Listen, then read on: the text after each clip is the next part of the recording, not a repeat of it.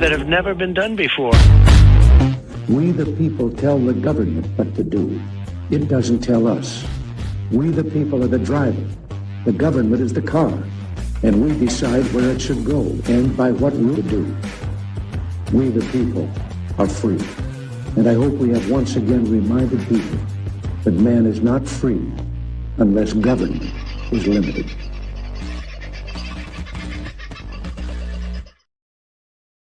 Hello, beautiful people. How are you? Hope you are doing better than I was last night. So the reason for the lack of last night's program was because yesterday, for some reason, and it just got worse and worse and worse throughout the day, I woke up with a gunky right eye. And by about 6 o'clock last night, every time I took a blink, it looked like I was a Picasso painting. That sort of unstick my eye the whole bloody time. It was rather off-putting, if I'm honest. And it would have been for you too. So I saved us all the bother. But the glorious and always wonderful Becky-O from Truth Seeker TV, who rang up to complain about the fact that I wasn't on or whatever, also gave me a cure, which has worked friggin' wonders overnight. It involved Celtic salt and a shot glass over the eye, not down the throat. So novel and new use for me for shot glasses, but there you go. Success. So thank you, Becky-O. You're a wonderful lady. Should point out, we will be doing a joint show with Becky-O from Truth Seeker TV next Tuesday night, I think. She'll be clearing it up in the chat now anyway. Next Tuesday night, usual time, Cass Smith will be joining us. We're going to talk about the Bloodline Trust again. And that's come back up because a lot of people, a lot of people have got in touch with me recently. They've been following advice from various different fields online, and they are very concerned about things that may or may not be happening in the US that could or could not maybe be happening here in Australia in the not too distant future that could have an impact on how the government views your wealth and how you can protect it. In fact, they're going to close a lot of those loopholes. But Cass Smith and the team at Freedom Financial Solutions have a way that you can protect your family and your wealth inside a Bloodline Family Trust. So considering some of the things that came out of the... I'll bring my microphone down a bit closer, will I? Some of the things that came out of the American... Well, I'm pretty confident it wasn't just the AI guy, the Asian guy, the John SGAU, whatever the hell he wants to call himself, on whichever channel you particularly happen to see. I think last time I saw there were 13 different channels showing this guy, and all showing variations of what he was saying to one degree or the other. One of the things that he said there, and I guess we can talk about it because I've been researching it for the last couple of days. So John AG, or the Asian guy, or John Silver, or he's known as a myriad of different things. He is the same AI construct, and he definitely is an AI construct. The voice is AI, although it's very good AI. And it may well be direct sampled from somebody. That's how good it is. However, what do you say about him? Because if you've been following him closely, and I know many of you have, because we've discussed it privately between us, or you're sending me texts or whatever, he gives good information. In a lot of instances, in fact, in all the important ones so far, he seems to be giving all the right information. It has been beneficial. He explains it in a way for people like me with very little understanding of the market. He explains it in a way that I find very easy to understand, but that also makes me suspicious because I will be easily led. Now, I don't know if you think like that when you think, I'm really understanding this. And I got into him for the first, few days. I couldn't get enough of him. And then I started thinking, hang on, I'm just being guided here. I'm being, I want to believe everything he says. And he says all the right things and shows a few things that we do believe in. And what he says tends to back up what we are seeing. Or is it he's predicting what we're seeing? Either way, there is large elements of truth in the market information he puts to us. That's my conclusion. There is an asterisk beside that, not necessarily a but an asterisk. And that asterisk says, do your own research, which I think is something I've been telling you to do since I did the first show. I think it is a main message of Q and the Q drops. It is also a main message of Q Anon or the Anons to do your own research. So in the spirit of doing my own research, I decided to fact check John Silver, the Asian guy, a little bit about certain things. Now, he is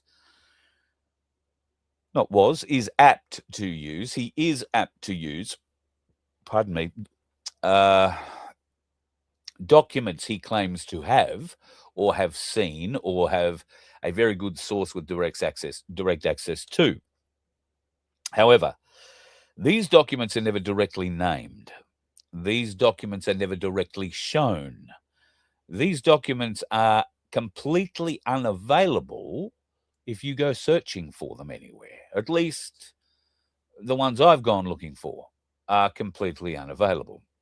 Now, the CME Group is a Canadian group that is essentially responsible for all the silver in the world, if you like, and they keep tabs on where it all is, who bought it, how much of it they bought and or sold, and when and where they bought or sold. Now, one of the things that came out, and you heard me talk about it on a show the other night, one of those things was that the CME Group had shown the data on Sunday night for the buys and selling of silver stocks during the crash on Friday. And they were, according to John AG, able to show that JP Morgan, amongst others, there were other big banks involved, had faked the market. That's fraud. Okay. Faked the market with sell orders, which they then terminated before completion. So they didn't have to, come up with the money. But what they did while faking all those orders was drive the price of silver down. And they did it together. That's called collusion. So fraud. Here is the definition: a deception practiced in order to induce another to give up possession of property or surrender a right, a piece of trickery, a trick, one that defrauds, a cheat. Well, may I suggest to you, dear friends, that we were cheated, we were defrauded, we were banged up the backside by the banks yet again last Friday. However, the market did need a bit of a correction, and correcting it certainly is at the moment. I wasn't going to do this bit first, but I will do this bit first. Put that one up. Oh, I'll need to go to a different page before I can do that. So that's the Ainsley page right now, showing a spot of silver, $115.59. Gold has shot up over $7,000 again. So if you have a little bit of the golden stuff, you should be pretty happy. That is moving its way back up again. And I want to tell you that very slowly there is a rebuild of silver happening after a big drop again this morning. When I woke up, it was around $1.25. However, shortly thereafter, it plummeted down to about 110. It's now building its way back up again from there to 115. It's finding that new bottom floor, and there are certainly a lot of influences coming in from outside. And that's what John A.G. wants to tell you about, give you good information about. Now, he gives us very dark, deep conspiracy-style stories, which I've got to admit ring true to me, every bit of it. However, when I go looking for certain things, like the CME report on who dumped how much silver last Friday when it came to the banks, he claimed he could show 5 banks dumping millions and millions and millions of ounces just as the price hit rock bottom, so that those banks effectively managed their losses a lot better with a much lower price of silver than they would have when they had to pay out on January 31st. They crashed the market deliberately so they didn't have to pay out at those high rates when the silver ounce rate was up around $170 rather, not $1.70. So mean, nasty, ugly things going on in the bullion market at the moment. It's up, it's down, it's up, it's down. Don't start freaking out about it. And if you are going to buy, because I'm going to show you see, I've got myself all out of order now because I had these things I was going to show you, which now that I look at it, I haven't even ingested into the system. So give me one flat moment. Ainsley Bullion have just released what I consider to be one of the most magnificent coins I have seen. This one. It is the 2026 Ainsley Wedge-tailed Eagle, and that is a 1 ounce version of it. If you are going to go and buy one of them right now, you will pay $161.13, I think that says. That was 15, 20 minutes ago, maybe half an hour ago when I extracted that. But just get a look at the detail in that coin. I love the wedge-tailed eagle coins. I've got the 2025s, and I have one 2024, I think, too. So that one, I thought, well, I'm going to add that to my must-have list. So I've got that on the wish list. It is, at the moment, awaiting delivery. So how long that will be before it is delivered from the Perth Mint, we'll just have to wait and see. But got me thinking, oh, well, there you go. You're going to pay $161.13 with the current price for spot price through Ainsley is $115.61. Got me thinking about kilos of silver. One of you sent in a note that said, oh, you know, picking up some silver, which is all a bloody great thing. Can't think of anything better. If you can go out and buy some now, buy it now. Much better to buy it now than wait, because I think we've been past the dip. But, you know, if you want to hang around and sit around and wait, you might get it somewhere. It's not going to go below 100, but you might be able to get it a little bit lower than what it is at the moment over the next couple of days. Who knows? The market is very volatile. I would probably caution against going and buying at the moment, because the gold-silver ratio is back over 60. It's at 61. So 61 ounces of silver to buy 1 ounce of gold. Now, if you are going to buy a kilo of silver, you're going to pay $5,035.86 through Ainsley Bullion today. That was, like I say, about half an hour ago. But if you're going to sell 1 kilo of bullion to Ainsley Bullion, they're going to give you $3,640.15. That is a spread, as it's called, of $1,395.71. And you're probably going, yeah, what? How much profit? Yeah, I know. But this is how the bullion market works, okay? And normally those two prices are very, very close together. But Ainsley Bullion, like every other bullion dealer in the world, currently knows that you can't buy an ounce of silver for $115.59. That is a paper price. That is a pretend price.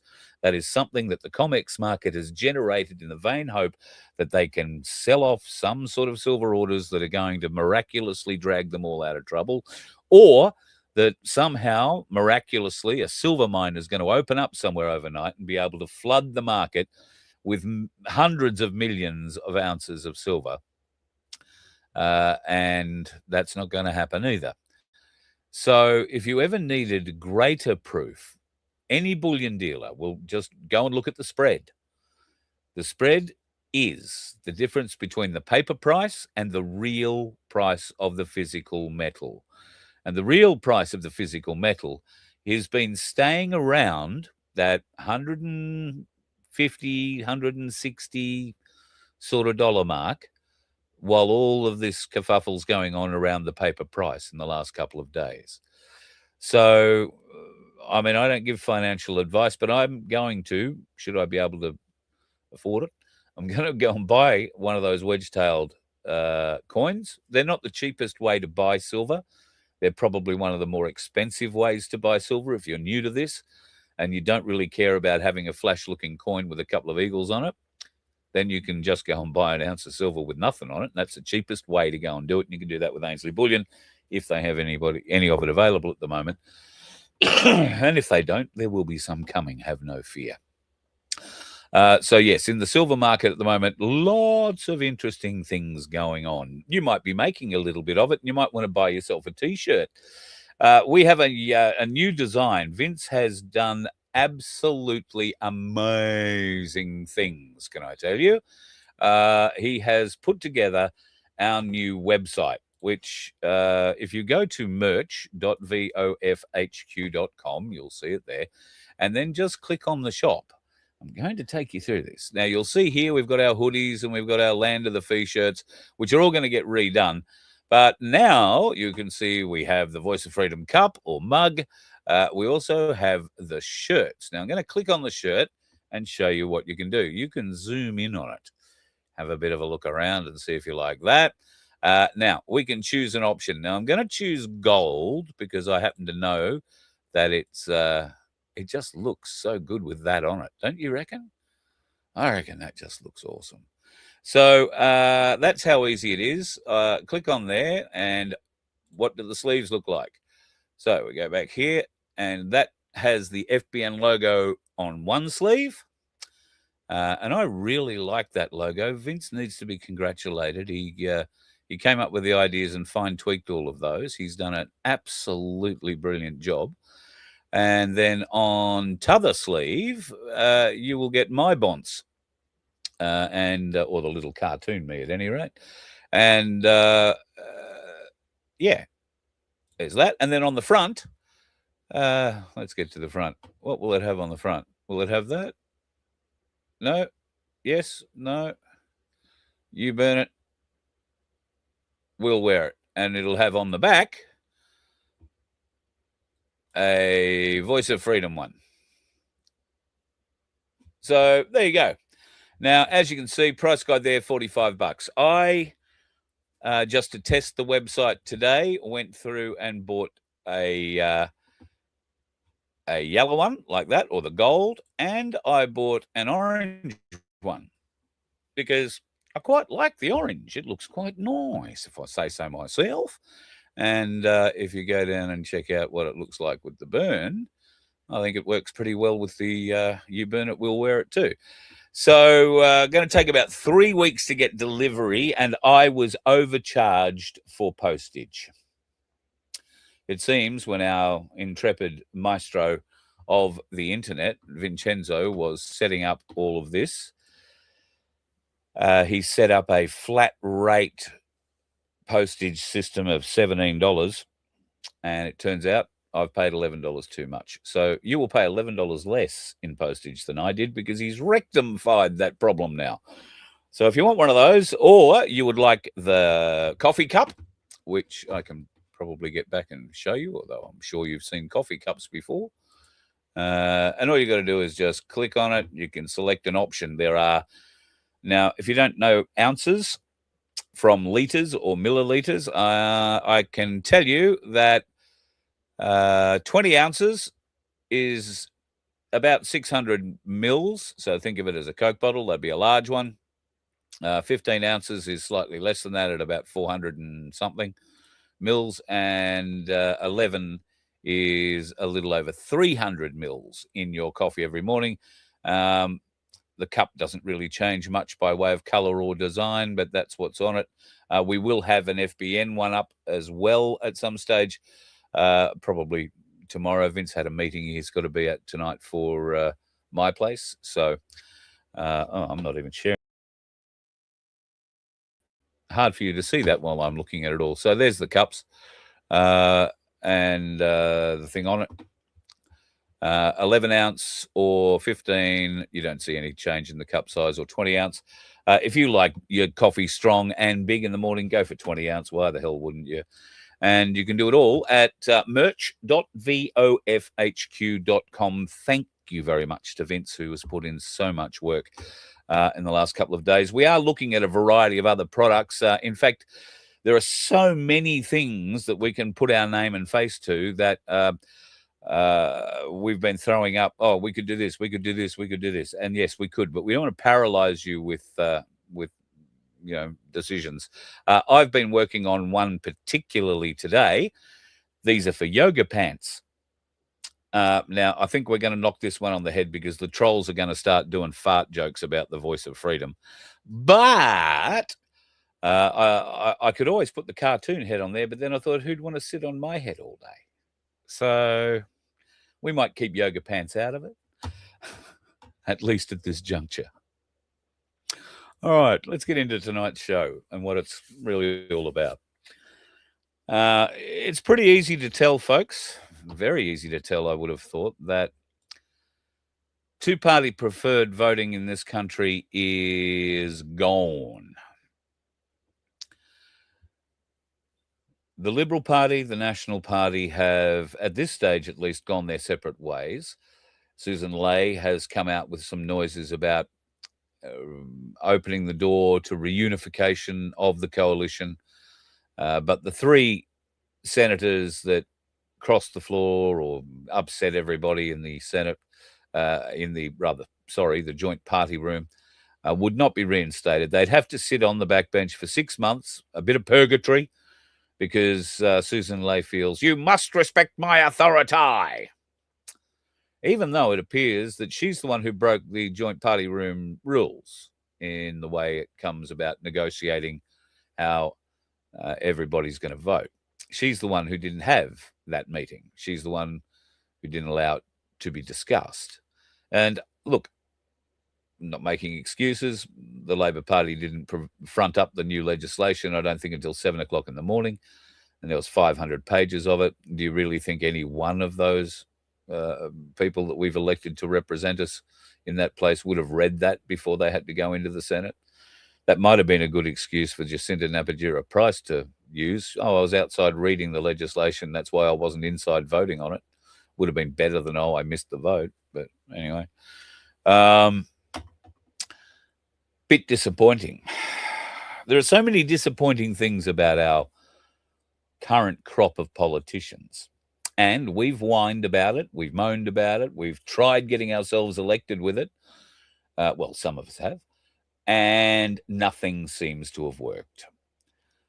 For a few years now, around election time, various different state or federal elections, I've said to those of us that don't vote, now's the time to weaponize your vote, maybe. And weaponizing your vote doesn't mean not voting. In fact, it means exactly the opposite.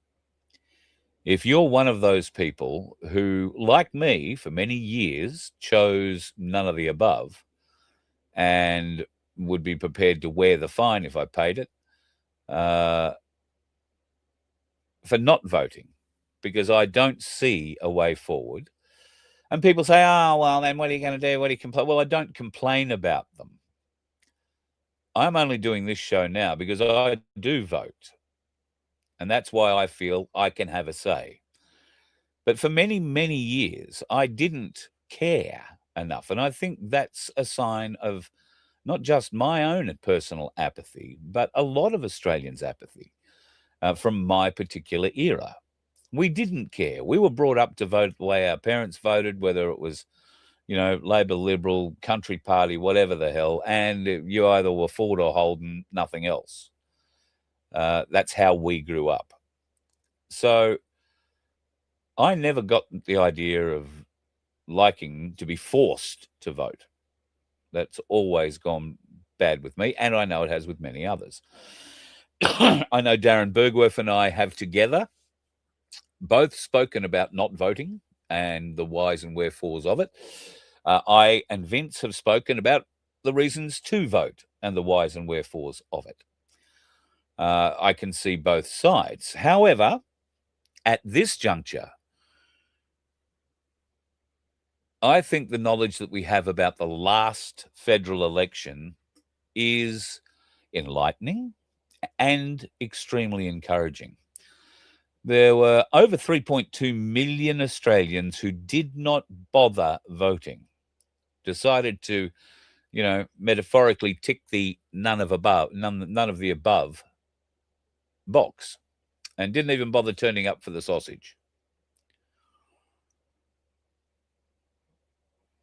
We need to weaponize those votes, because over 3.2 million votes can make a difference.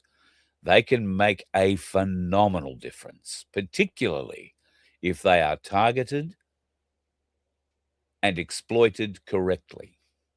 And when I say exploited, I don't mean used, I don't mean abused, I mean preferences. One nation, if they are to get any kind of chance at getting power in this country, are going to require a phenomenal number one vote in the lower house and potentially the upper house.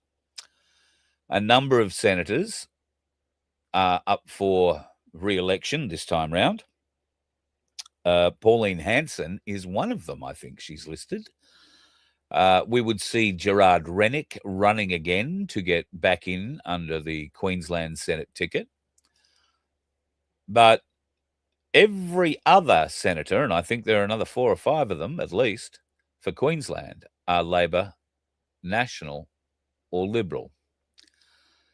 And right now, none of the Liberal Nationals are getting much love in Queensland, regionally particularly. And I can't tell you that the Labor Party are getting a great deal of love in Queensland. So One Nation could potentially put up another 3 or 4 senators into Queensland and potentially get 2 or 3 of them elected on top of sitting. I think that would be stronger if Pauline, well, it said that Pauline was standing, and I don't remember her being in the last election. So I think Pauline is up for re-election this time round, and that's why there is going to be some talk about will she step over to the lower house. Now, she's addressed this in mainstream media over the last couple of days, and I have to say, the interviews that I've seen Pauline Hanson do in the last 3 or 4 days have been the most confident, the most well-spoken, the most well-executed speeches I have ever seen her conduct. Her interviews with a variety of different journalistic type organizations, at least that's what they'd have you believe to call them, the likes of Sky News and associated others. She's holding her own. She's being questioned by the Liberal lovers. She's being pushed by the Labor lovers amongst those journalists, and she is holding her own. And she has been canvassed on the idea of a, oh, God help me, Liberal National One Nation coalition leading into the next election, where when she was asked, could you see that happening? After a bit of a pause, admittedly, she said, yes, I can see that happening. I'd be stupid not to consider it. And my first reaction was to throw myself back in the chair in horror. But then I thought about it. And to be honest, it's not such a bad idea. There may be some bad elements to it, but it's not such a bad idea. And those bad elements could be managed, I suspect, mainly on how many seats One Nation win. The more seats they win, the less likely there is to be too much trouble, I would have thought. But would Pauline, in the lead up to this election, resign from the Senate seat and throw herself into what would be a safe One Nation seat? And my question there is there a safe One Nation seat in the lower house that she could throw herself into. Well, Barnaby Joyce has got the only safe One Nation seat in the House at the moment. So, and some would argue that that's not safe. But he did get re-elected last time round with a very good majority because he has been a good representative for the people in his area. He also has prime ministerial experience, being a former deputy prime minister and being left alone with the keys to the lodge, probably over the summer holidays, but you know how it works. But he probably only drank it dry, but you know. Anyway, that's my feeling on the whole thing with that. I think it would be a very doable and certainly a very interesting dynamic for the next 2 years, because for Pauline, I beg your pardon, it's not Pauline, it's One Nation coming together with the Liberals and the Nationals to form a coalition of power would be interesting. It's already started that I'm not sure if it's the Liberals or the Nationals, it's probably both, have already started adopting One Nation policies that Pauline has been advocating for, I don't know how many years, but many years. Now they're coming up with, oh, yeah, we can do that. Oh, yeah, we might be able to do that. Oh, yeah. Look, these bastards that come late to the party and steal other people's ideas are not worth electing, in my mind. They have no ideas of their own. They are bereft of any ability to read the public mood. Now, whether that's through arrogance or just sheer stupidity, I'm not completely sure, because both sides of that particular coalition, and indeed the federal government, exhibit just those traits, arrogance and stupidity, probably in equal measures. They don't exhibit intelligence to much of a degree, although I will single out there are certain elements within the Libs and the Nationals who do appear to have some intelligence and are very happy to outsmart bureaucrats in particular with it. And I'm thinking there of James Patterson. Antic would be another one who's pretty good at it. Canavan is another one who's good at it. These are the people who are actually prosecuting the bureaucrats, asking them the hard questions in the Estimates Committee. And if you go back to the interview that I had with Malcolm Roberts from One Nation, well, it's probably over a year ago now, I asked him then, how frustrating is it to ask these bureaucrats questions and be given smarmy answers or half-truths, or be told, oh, we'll have to answer that on notice, when you know that they probably have a working understanding of the answer you're looking for, but they are finding loopholes, as they always do, not to answer. And he said, oh, well, it's very frustrating, but, you know, there are no real consequences because nobody will hold their feet to the fire, regardless of whether or not the good Senator Roberts stands up and says, listen, you lying piece of filth from the Home Affairs Office, you know who you are. Tell us the truth or go to jail from here now. Bureaucrats don't get to keep secrets from the public. There has to be consequences. And I would hope, ideally hope, and hope may be futile, but ideally hope, and I will pray, that One Nation could make very great, drastic and changes for the positive in that and many other areas. And I have suggested the same in private communications. I have no reason to believe,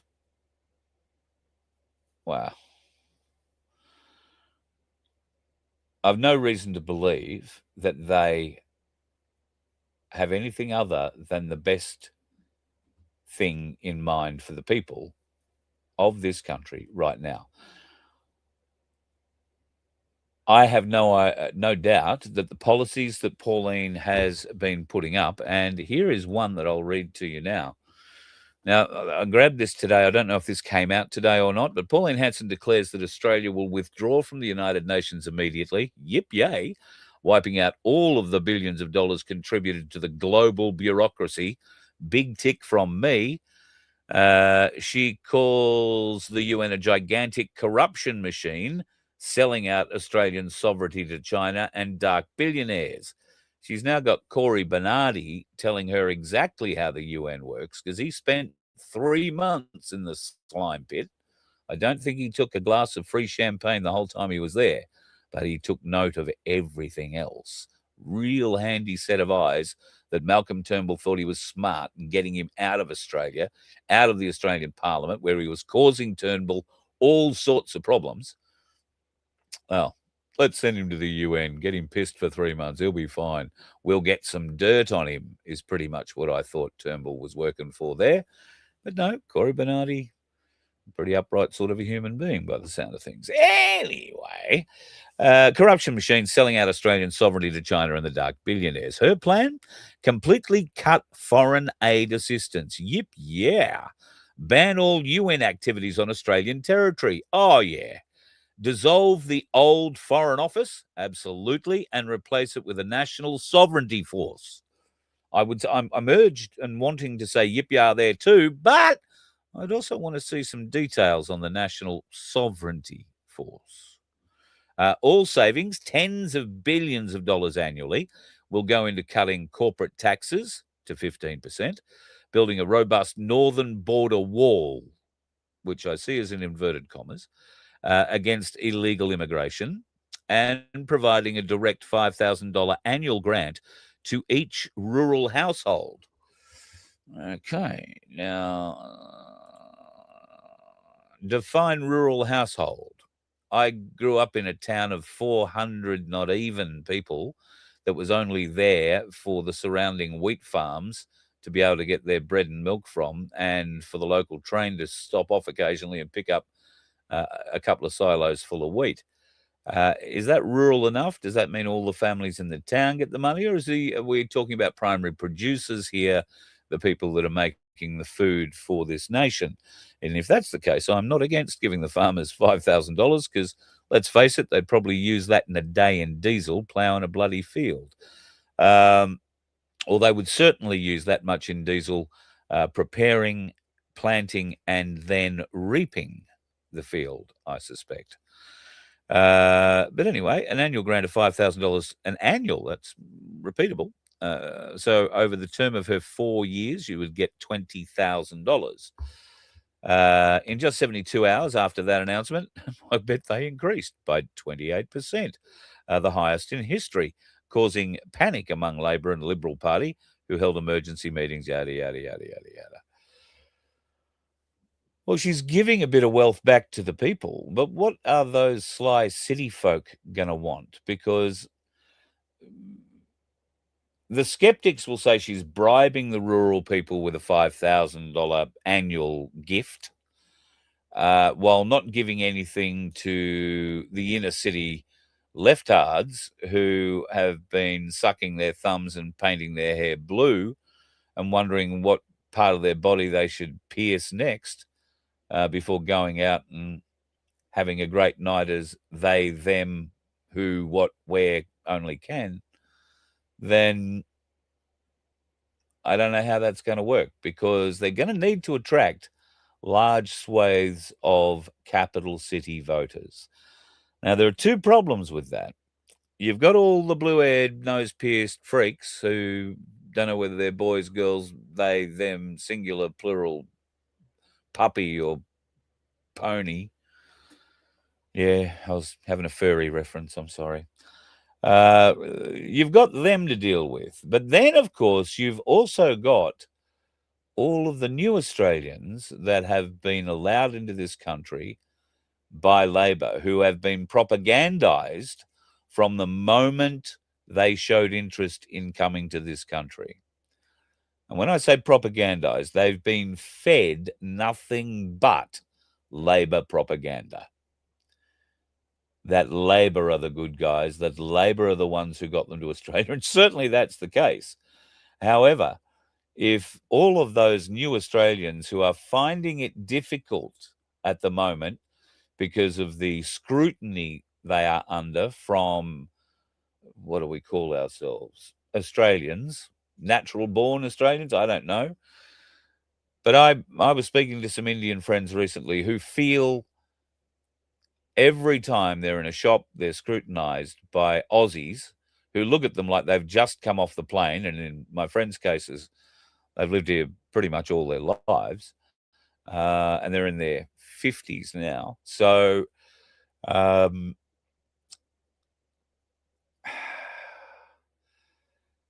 how do we get those voters to change? How do we explain to them that Labor are only going to bend them over their proverbial curry and do the kind of things that you would expect a lonely goat herder to do to a goat curry prior to it turning into a curry on a lonely cold night in the mountainside? That's what the Labor government's going to do. Thank you. So we need to explain to these new arrivals in this country that the best way forward for us all is a change from everything we've had before. Now, I know there are a variety of arguments that Pauline is not different to anything we've had before. And I can understand those arguments. I can certainly support those arguments, and I have one or two of them myself. When I say I can support the argument, yes, I can support you making that argument. I understand exactly where you're coming from. But let me explain it like this. Right now, One Nation and Pauline Hanson is riding a tsunami of support. That tsunami extends not just across Australia, but around the world. I personally have spoken to people who haven't voted in 35 or 40 years who are now going to vote for Pauline Hanson and One Nation. They're Queenslanders. They will vote for her as the state senator, and they will vote for One Nation and whoever they put up in the lower houses as well. And they can't wait to do it. They're excited to do it. So I rang a few other friends of mine who vote similarly, or don't, as the case is. And they are of the same mind. Oh, yes, they're all fierce freedom fighters. They're all very aware of the matrix. They're all very aware of the legality or the illegality and all the associated other common law arguments. But they're also aware of our size. When I say our size, I mean the people making those sorts of arguments and with that sort of knowledge versus the size of the tsunami that cometh our way. Now, there are elements in that crew who say, we've got to stand up in front of the tsunami and we've got to say, stop, whoa, you're falling you're falling back into the matrix. Don't do it. Don't do it. And we might get a few little drops off the top of that tsunami that get blown off the top and come back to us just before we're picked up and slapped face first into the rocks with the full force of the One Nation tsunami behind us. Our message forever drowned in a sea of screams of joy and laughter as Australia appears to get a new chance at a new parliamentary, I was going to say system, but I don't think we're going to get that, but a new parliamentary champion. For the first time in, well, at least 30 years, I'd reckon, probably longer, we would have politicians and a party leading the country that at this stage present a very strong argument that they love very deeply, they are very patriotic, and they will support very quickly by enabling or removing laws, taxes, and associated other things. So, yes, I think we need to weaponize our vote. The 3.2 million of us that didn't vote in the last election, I wasn't one of you. I did. I had to. I was standing beside Cass Smith at the time, and we we made a bit of a joke. If she didn't vote and she was the one running, then, you know, it was a bit stupid, and then she wouldn't go into the bloody voting hall without me. So we were just coming back from Nimbin that weekend, if memory serves. Whole other story. So what should you do? Well, if you're a non-voter, weaponize your vote. And if you feel the tsunami wave, regardless of what may or may not be the chinks in that wave. Now, I've heard Pauline asked about her connections to Zionism. I've heard her talk about her connections or whatever to various different things that happened with the Liberal Party. I have seen some documentation about her not appearing more than half the time in the Senate when she's meant to be there. I don't know if that's true or not. I've seen all sorts of accusations about her, this, that, the other kind of thing. And right now, I couldn't give a shit. Couldn't care less. Right now, she's on top of a tsunami of support that has the ability, if managed correctly, with the right jingle maybe, to raise a nation, to keep the momentum going for the next 2 years, till the next election and beyond. But if One Nation can sweep into power with a tsunami of support, and by that I mean they get plenty of seats in the lower house so that they gain control. They don't have to negotiate with the Liberals or the Nationals in a coalition. They would become the senior partner with the senior amount or the larger number of people elected into those seats. Now, I realise that's probably going to have to be negotiated before an election. And if my concern is if Pauline and One Nation were to go into some form of three-way coalition, that One Nation could, let's say, win, I don't know, 14 seats. The Nationals win none. The Liberals lose 8, get a few more. But because the Liberals supposedly have the history in the parliament of being the power players, they get to play top dog. It can't work like that. And I don't know whether that has to be figured out before the election or afterwards, but I think it's a very important point for all, because I would hate to see a coalition with One Nation at the moment leading the way be dumbed down to them being a junior member or a junior partner in that coalition after the next election, with the same assholes still making decisions for this country. So weaponize that vote so that none of those assholes currently running the country in Labor, Liberal, you pick National, Greens, Teals, none of them get back in. None of them. Now, I know none is a big ask. But if we don't ask big, we're not going to get enough votes. And when I say we, I mean we the people. If there was another party, if Gerard Rennick's party, People First, was in a position at the moment to be riding this tsunami of support, I'd be saying the same thing about him and not about One Nation. One Nation truly do have the ability now to ignite the passion of the patriot that has given up voting for years, for their entire lives. basically. And they're coming out of the woodwork. I've had 2 of them today and say, I'm going to vote for Pauline Hanson.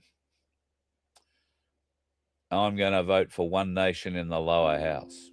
When do you think they're going to run in Queensland? Meaning a state seat. David Christofouli should be talking with them now, I would suggest, because the LNP in Queensland, while being about the only functional Liberal national coalition in the country, and it has been a solidly built one, funded, may I add, by Clive Palmer, who put all that together, he might need a bit of support next time round too, although we all know the Labor criminals in power up here haven't been able to do much other than show how good they are, so to speak, to their own selves. Anyway, moving on. I wanted to just show you this thing again with the, this is the figures that Vince did up for us the other night. Now, we haven't done the 2-party preferred vote yet. I am told that there will be a 2-party preferred national poll coming out sometime in the next 2 weeks. So I'd love to know if any of you get a phone call from anybody doing this sort of polling. Not necessarily what you said, but just whether or not you got that sort of call. They do call all over Australia. It's just weird as to how many people they're going to get.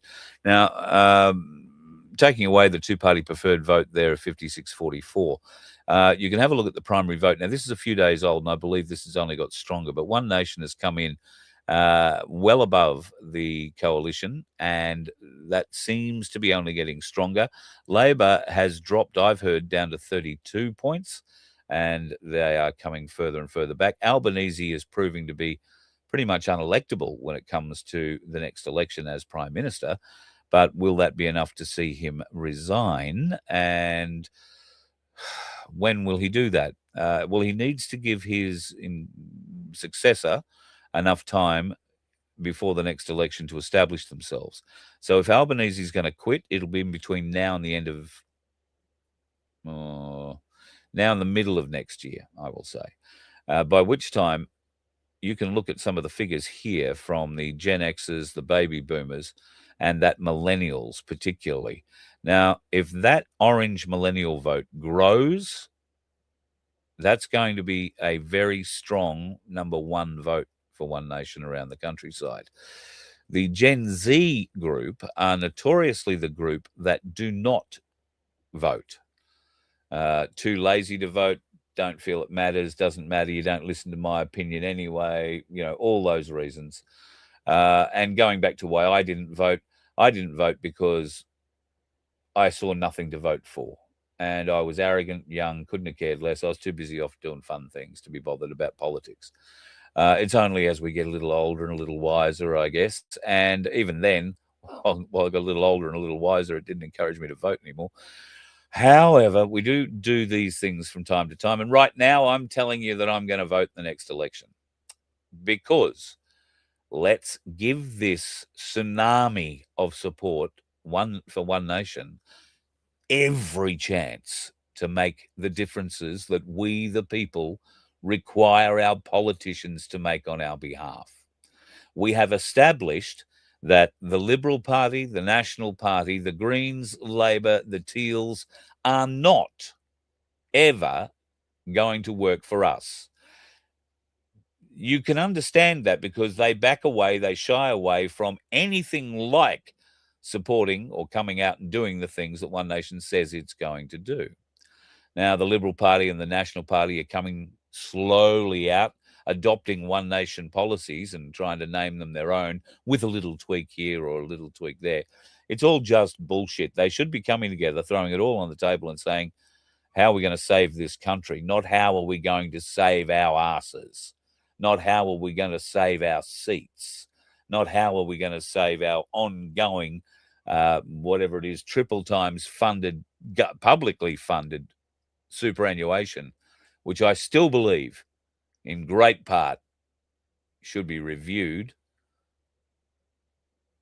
maybe based on the decisions and the votes that the members made and what impact those votes had on expenditure, the benefit to this nation. they might be made to pay some of it back. And personally, I think the only way they should get a gold card is if it's striped up their backside and used to buy toilet paper. But I could be on my own there. I'm not completely sure. Anyway, this bloke came out and has been saying more things about how we've been awful people and overspending, and the government is, well, that bloke doesn't want to tell everybody that the government has been really the cause of all the overspending. And over summer, the two clowns most responsible for it got their heads together and came up with a whole bunch of excuses, which Jim Chalmers, that's the fella in the Keeney at the back, the mankini at the back, got up in Parliament yesterday or today and did a 180-degree, what a surprise, takedown on what's happened with the economy. It was only a few short months ago he came out and claimed all the benefit, all the glory for making the economy what it was. We'd gone up, something in some graph and down in some other graph, which meant that the interest rates could drop. Oh, that lasted a long time, didn't it? However, today in Parliament, he wasn't his fault. It had nothing to do with government spending. However, every economist in the country has come out and said it's all to do with government spending. And even some of the ex-economists of the nation have come out and said the same thing. Do you seriously think you can trust these bastards in any way, shape, or form? So, my advice, folks, is rearm Australia and weaponize your vote. We don't need guns. We just need to get off our bums. Get away from the PlayStation or the Xbox. Walk down, buy a sausage, stand in a queue, meet some good people, and discuss how good this country would be if we had a bunch of politicians who stand by their word and their policies. And that's where One Nation come in. They're the people who are coming out and saying what they will do. And what they will do are the things we want done. We owe them the chance to do it. But I also believe they get one chance. We need significant change. And if One Nation are to be elected to full power of this nation, we would expect a huge amount of change in 4 years. Not excuses, or no, we're going to start that in 6 years' time, or 3 years' time, or 4 years' time, or we're going to leave that until we've got... Because we all know these governments never run to term. We need a government that will show us a future plan and show us how they will work to achieve it without taxing us into oblivion, without telling us lies about climate change, without funding pure fucking fantasies with global wind power and solar power.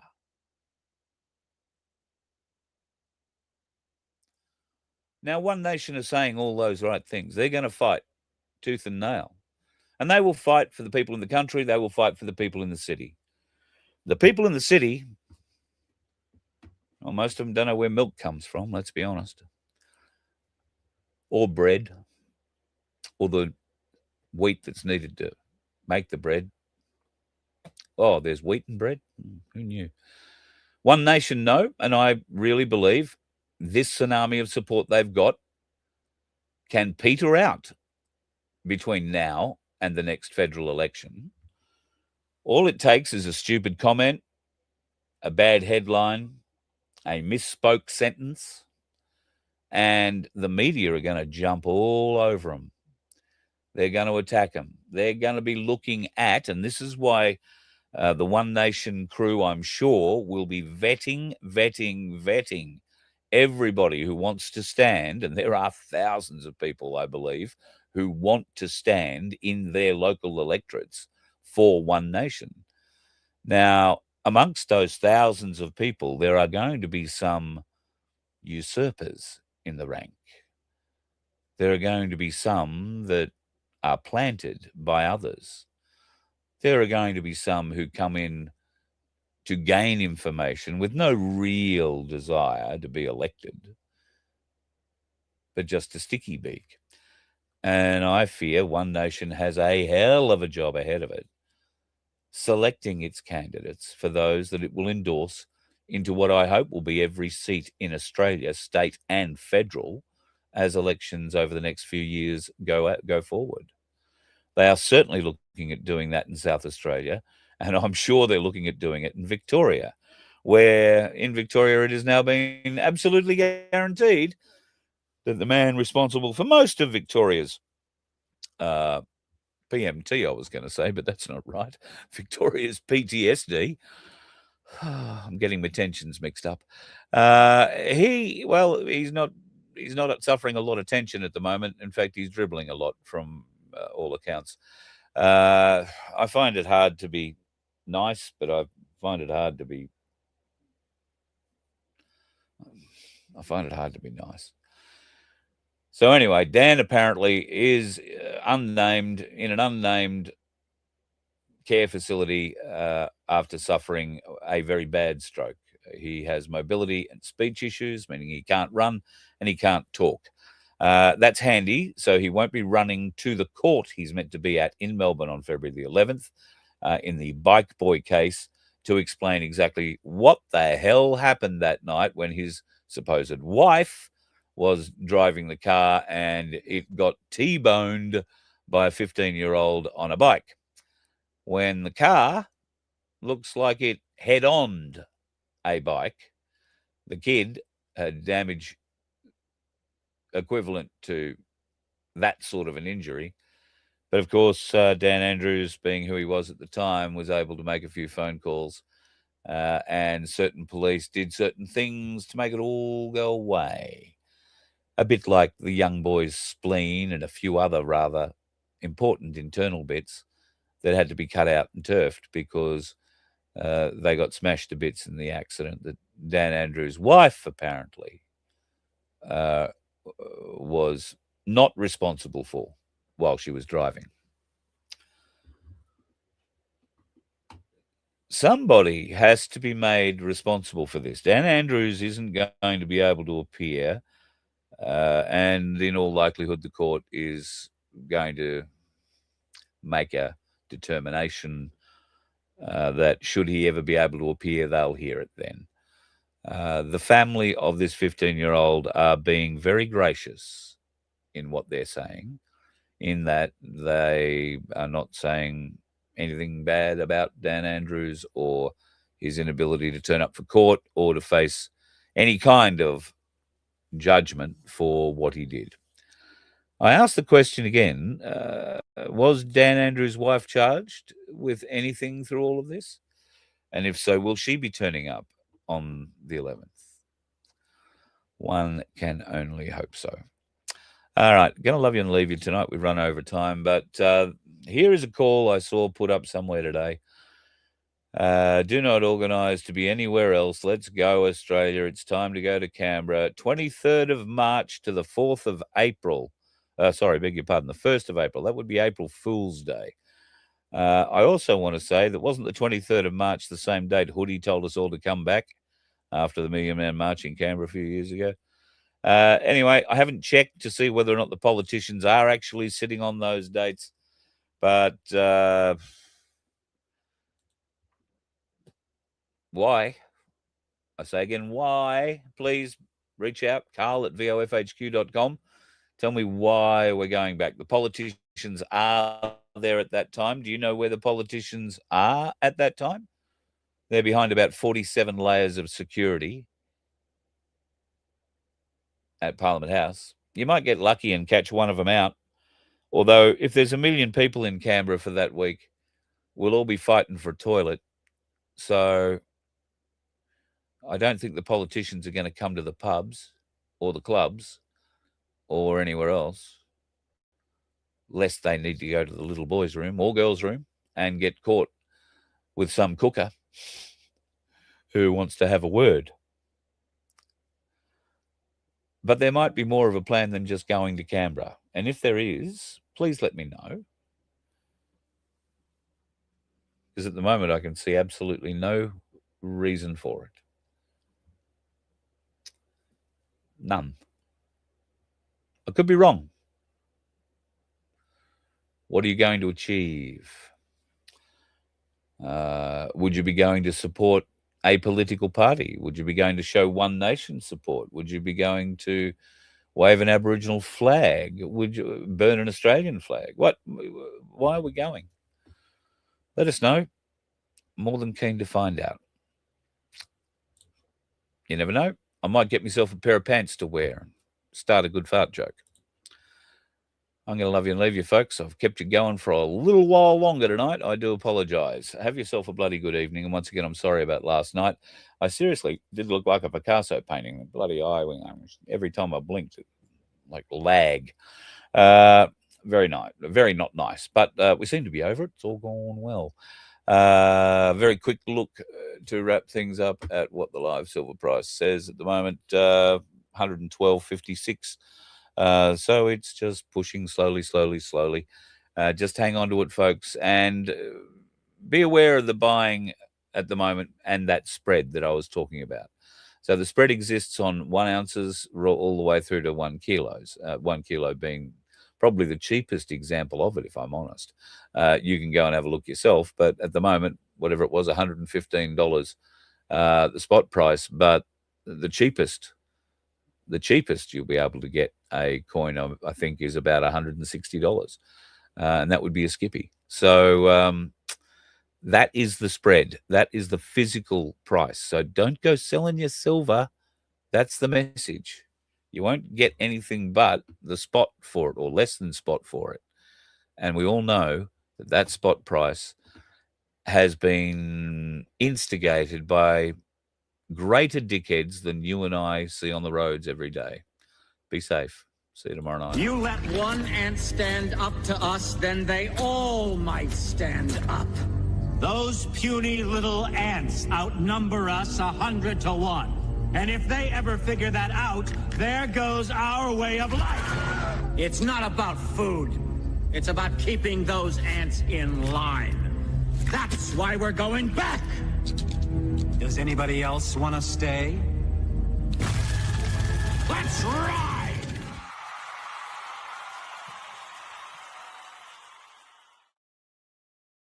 I've already had a text from somebody saying yoga pants, not a good idea.